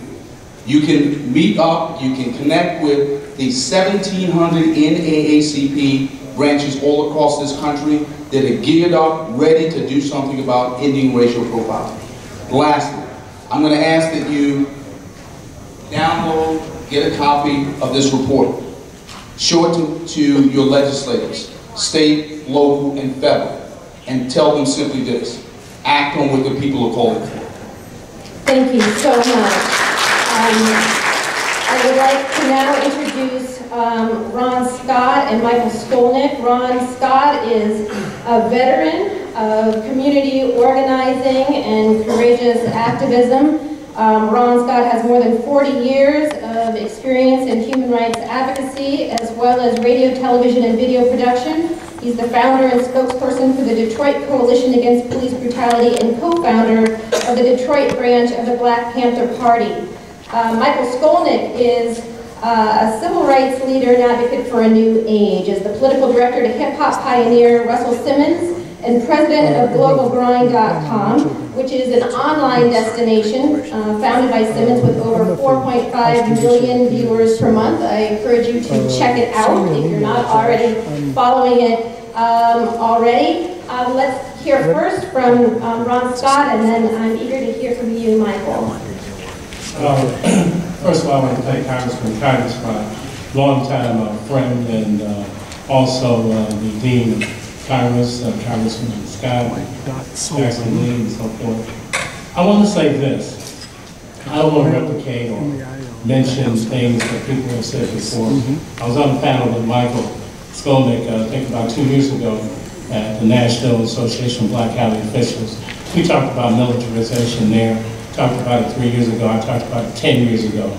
I'm glad that we've gotten to the point that after 10 years that we realize that we're at war. And I'll say it that. And there may be a small minority of police officers who are engaged in these activities, but the culture of policing is across the board, many of whom oppose it, will not oppose it directly. So in effect, we have to attack the culture of policing and the way it's done. And furthermore, let me just add this. When we talk about police today, who are we talking about? We can talk about those who are sworn officers, but in Detroit, because we had a federal consent decree for the last 10 years, we now have another level of policing. We have an organization in Detroit called the Rock Police. When you see those commercials about Rock Financial, the guy that owns Rock Financial has created his own independent policing authority. You have a police authority with the hospitals. You have a number of entities that I call corporate police who are not under the control of the federal, state, or local authorities who yet and still are police authorities engaging in similar activities. And that's the next level that you're going to see, which we saw in Detroit You probably saw this guy who allegedly died of a chokehold at a mall, Mackenzie Cochran. That was a police authority. So when we talk about having racial profiling laws, we need to look at what the corporate entities are doing to get around that so that they have their own police. Finally, let me say this.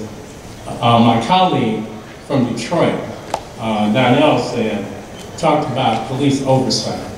We had an organization in the city of Detroit, Police Commission. Those police commissions need to exist with subpoena power like they do in Detroit around the country so that you can get this information that you need. And one little challenge to black attorneys and to attorneys in general. It should not take a Michael Brown because in Detroit, when Michael came, he wanted to find out about Ayanna Jones, a 7-year-old black girl that was shot with a highly militarized police entity with cameras from First 48, busting in the house with a flashbang. That trial of the officer who was charged with that shooting is going on in Detroit now. I urge you to go on your Facebooks, your tweets, or whatever, and give the support to that family and call for criminal justice in relationship to that officer who pulled that trigger and attempted to criminalize the grandmother from being hurt. The final thing is that, as I say, we need to know that we're in a movement. And when we come to these meetings, we need to support those who are engaged on the front lines of the movement. Because it takes money, it takes time, it takes effort, and to lawyers, when individuals are charged with resisting arrest, when they hit you and you have an involuntary movement, we need to have lawyers who will go in and demand jury trials and fight for them, and not tell me when I come to them, you gotta give me $5,000 as a retainer. We need some lawyers on the front line. We need some defense funds like we had in the old civil rights movement. We need to know that we're in a movement, know that we're in a battle, and on the ground support those who are doing battle. I am saying that we need to make it a very serious battle at this point. Not just Michael Brown, not all of the other folks who are dying every day, 2 a day as we talk, but at this particular point, know that you are on the front lines of the struggle here in Washington, D.C., like we are on Ferguson Street in Detroit. I would say, Mr. Conyers, I'm not a betting man, but I'm going to bet that you're going to win your election. And with that, I'm going to bet that you'll have another panel next year. And I am going to ask that I get invited back next year. And I'm hoping that I'm right, and I'm going to win that bet, because I'd like to yield my time, if I can, Mr. Conyers, to Philip Agnew, who's my dear friend and colleague and brother. Phil, I would like you to take my time and address this matter.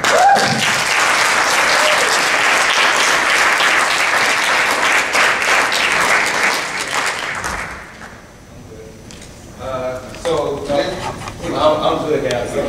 I'm good down here. I personally am good down here. My name is Philip Agnew. This is John Conyers III.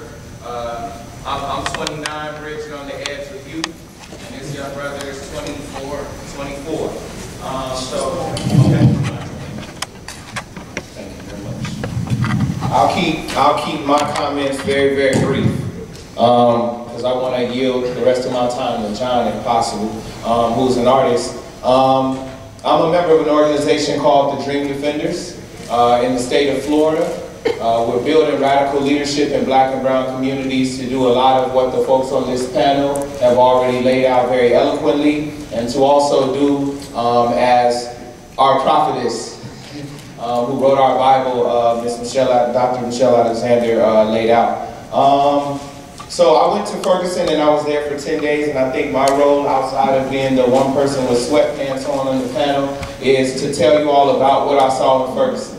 And what I saw in Ferguson, quite frankly, was the death of a lot of the organizations that we know of. I saw young people who were tired of hearing all the rhetoric.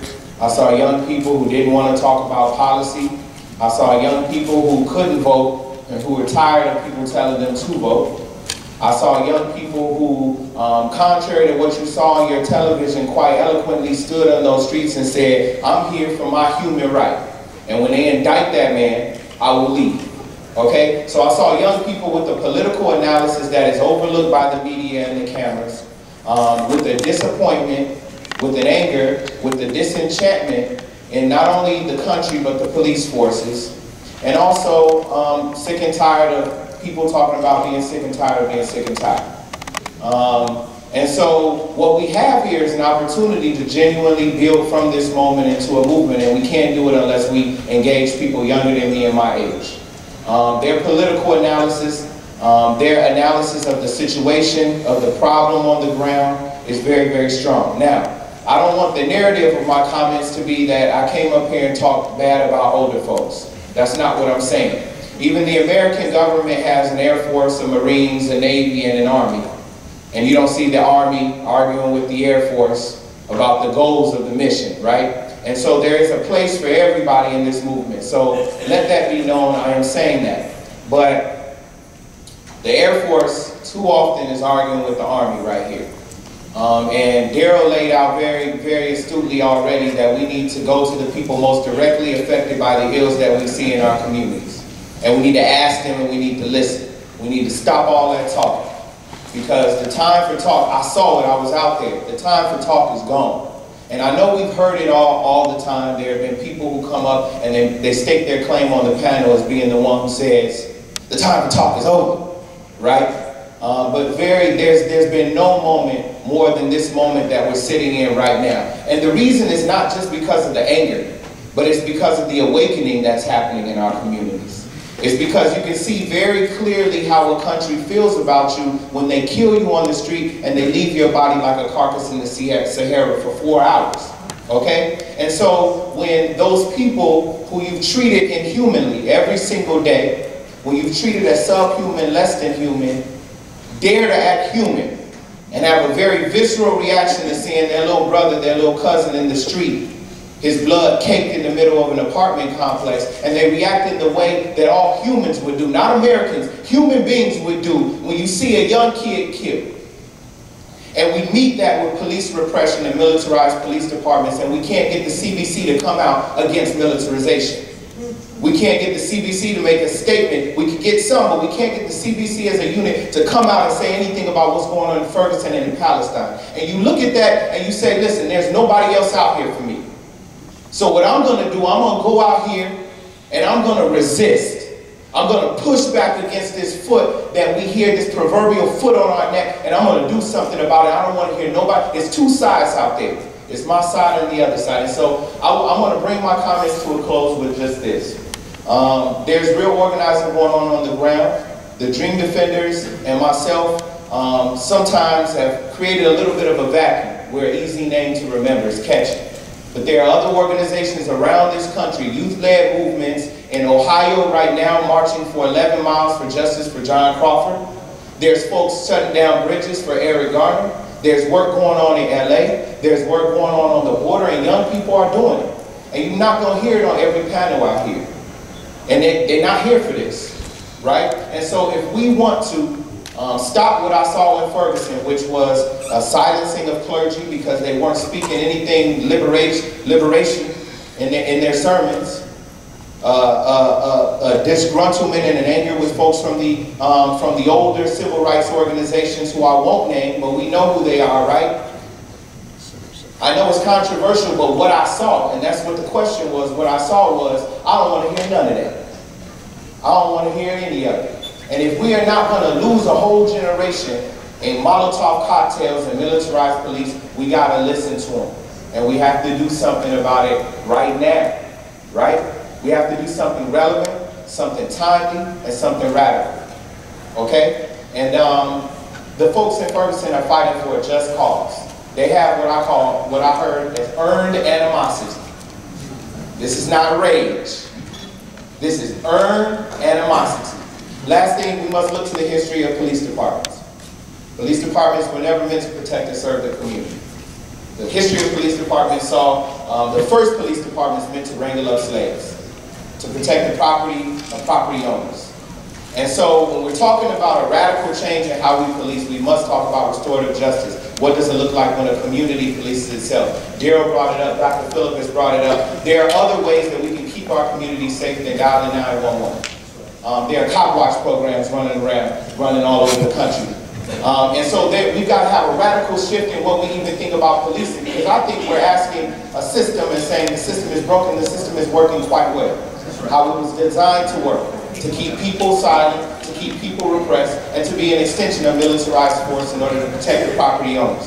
Okay, so thank you all for your time. I do appreciate you yielding your time to me.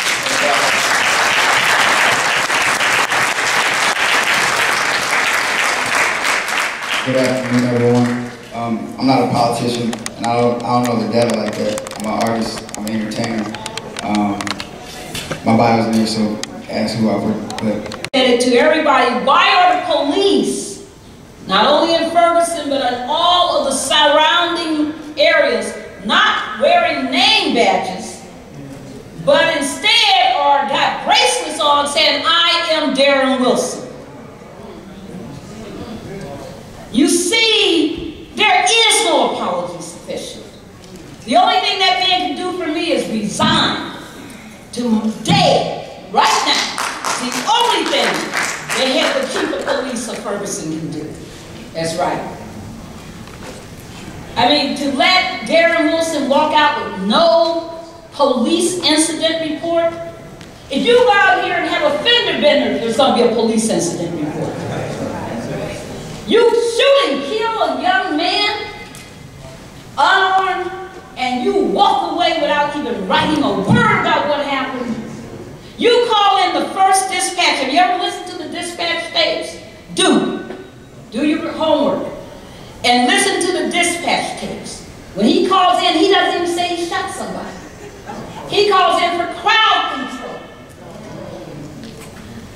We gotta get, this situation in Ferguson is beyond a teachable moment. It's beyond a spark. It has to be the absolute catalyst to a nationwide movement that is concentrated on changing policing in this country. As most of you know, my home was the subject of a police invasion by a SWAT team. I tell people to this day, you think Ferguson looked outrageous with all that military gear? They look like chucks compared to what came to my house. And I want you to understand that this was allegedly to serve a warrant.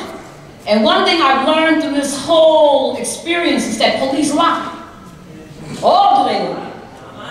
I mean, lie, and they can tell some lies. They're creative lies. And anyway, the whole quote warrant thing was a lie, the rest of it. 3 hours, sniper rifles, some of the most sophisticated gear you ever seen, night goggles, vision goggles, ultra-red goggles. I told them, just turn on the lights. I can afford electricity. Turn on the lights. But no, they wanted to play with their stuff. And they were so hyped, they looked like they all were high on something. Their eyes were super dilated. It was unbelievable. And I stood there because they made me put my hands up. See, when people say hands up, don't shoot, I understand it. But for me, it's something very different. 1 more minute. Yes, because I stood there for many minutes while they drugged every member of my family and threatened to kill everyone. And throw them on the floor and threaten our lives. And I'm yelling with my hands up, don't shoot, right? I'm yelling, don't kill my people. Turn on the lights, there's one upstairs. No, don't do it. It's just insane. And we are held under armed guard for 3 hours. Anyway, I can't even begin to tell you the story, including my 80-year mother. So, this is not just an issue that only goes to who they shoot and kill. It's the terrorization of African American communities. It is the failure to fulfill the duties for which policing should be based on. So our obligation, and why I'm here to talk to you today, is for one purpose, and that is to urge you to sign on to the unified statement. Because I somehow, from my sick bed, was able to get all these civil rights organizations to sign on to one unified statement. And this is not a statement saying we abhor and we're horrified and we're upset about the killing of Michael Brown. It says, these are the 14 reforms that if we instituted across the country, federal, state, local level, we would significantly stop the killing of unarmed people. We need to have these reforms in our minds, because these are the things we should be demanding. Everything from cameras, dash cams, everything from the new racial justice policy, everything from all the other reforms. But this is what you need. And I want everyone in this room to sign on to this statement, to get your organizations to sign on, and to join the movement. Let's all be part of the new movement. Because it is the children, it is, everybody. It is the young people from Black Lives Matter, the young people from Hands Up, Don't Shoot.org, the young people from Dream Defenders, it's the young people from Black Youth Project 100, and 1,000 other amazingly beautiful organizations that have given birth in this struggle. It is all of us coming together, because you never win a battle unless you commit to fight. Commit to fight don't mean you tweet once. I'm serious. Or tweet twice. Commit to struggle means you say, one thing I learned and then I'll stop. I was in Kenya in 1985 for the Women's Conference, and the sisters from South Africa came here. And somebody said to those sisters, how much blood sacrifice are you willing to engage in order to win your liberation? And those sisters said, we will give every single body we have and make more and birth more until we win. That's the spirit that we got to have about this fight. That's what we need to understand, that's where we have to go. So I urge all of you, don't see this as somebody else's struggle. This is your struggle. This is part of your identity, that you are not a protester, you are a justice seeker. So that's what I want everyone to know. Thank you. Thank you so much, Barbara. For being here, and I want to thank Representative Conyers again for your leadership. And I, personally want to say that, if I made this trip and flew here and only got to hear what Philip Agnew had to say, it would have been worth my time. And I also think we had the opportunity to witness something that we can all learn from, which is Michael Skolnick giving up his time so that someone who's ordinarily represented here has an opportunity to have a voice. And what was modeled here for all of us, I think, is an example of what we can leave here and begin to do every day in our lives, which is to ask ourselves, in what way can I use my privilege, whatever it is, to help give voice and power to those who are not heard. So thank you all who have participated on this panel. And I would like to announce that immediately following this panel in this room is a press conference hosted by the NAACP to announce the release of their racial profiling report. You are welcome to stay, and there will be copies of the report.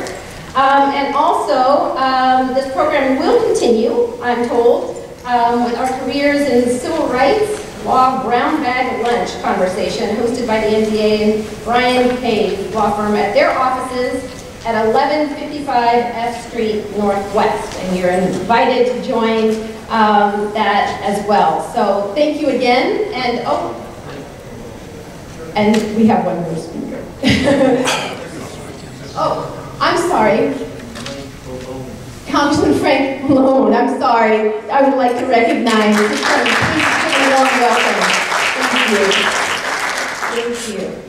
Do we have any time for questions, or do we need to end now? We do. Who knew we had time? You're going to have 10 minutes.